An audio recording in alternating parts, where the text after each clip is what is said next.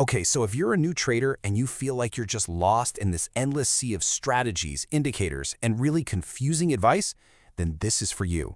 We are about to cut through all of that noise and build a clear, zero-hype blueprint for consistency, and we're starting right now. We have to kick things off with the big, kind of scary question that's probably on your mind. Why do so many people, even really smart people with the best intentions, fail to make it in the markets? It's this huge statistic that hangs over everyone. But you know what? The answer probably isn't what you think it is.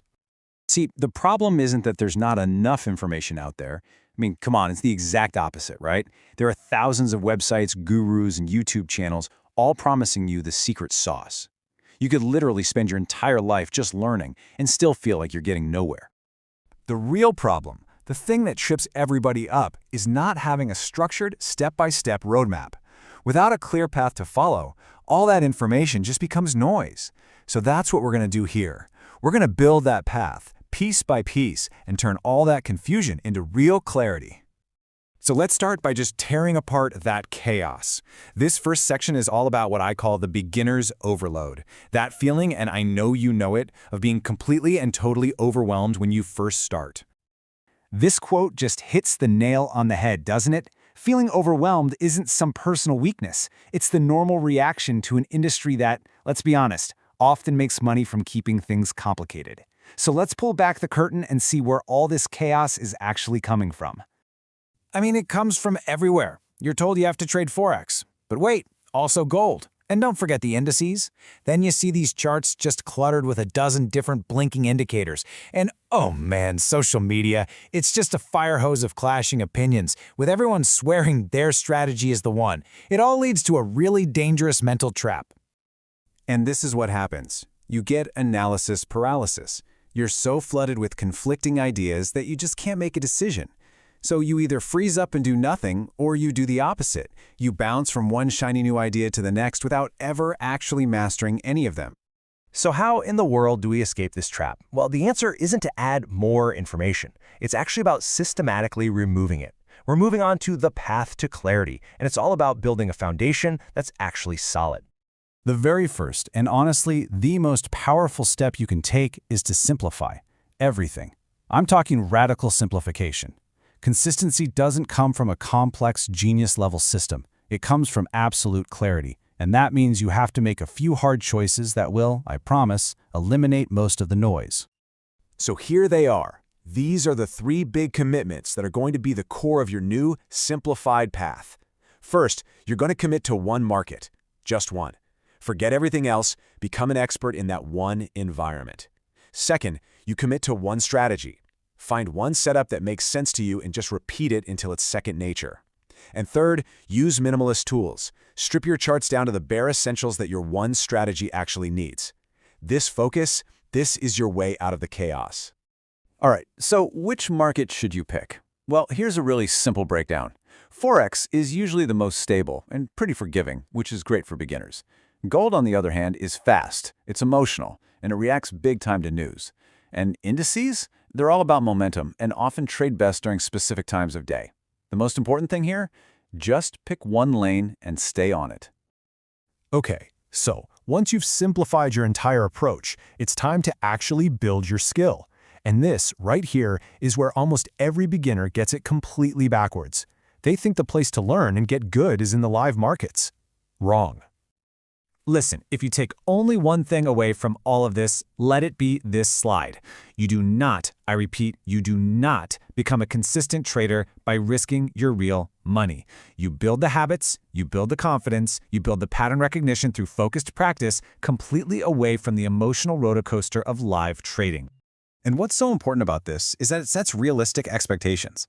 Look, becoming a trader is a journey. It's not some weekend course you can buy. The first few months are just about learning the absolute basics and paper trading. The next several months, that's where the real work happens. That's for skill development, backtesting, and journaling. It's only after like 9 to 18 months of this structured work that you should even think about using real money. And even then, you start small. So, how do we make all that practice actually effective? Well, we can borrow a really cool technique from learning science. It's called spaced repetition. The idea is actually super simple. If you review information at strategic, increasing intervals, you interrupt the brain's natural tendency to forget, and you lock that knowledge into your long-term memory. And for a trader, this is where it all just clicks into place. Backtesting is your spaced repetition.